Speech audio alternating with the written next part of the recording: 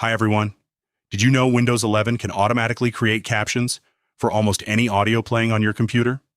Whether you're watching a video, joining an online meeting, listening to a podcast, or following a tutorial, live captions can display spoken words in real time, even if the video doesn't include subtitles. It's also a great feature if you're in a noisy place or simply want to follow along without turning the volume up.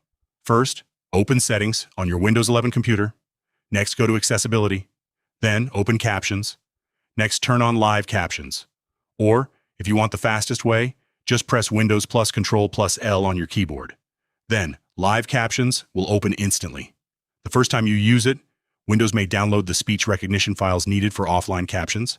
After that, captions will appear automatically whenever audio is playing on your PC.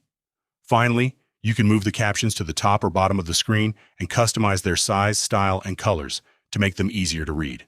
That's it, a powerful Windows 11 accessibility feature that helps you understand any audio, even when there are no subtitles available.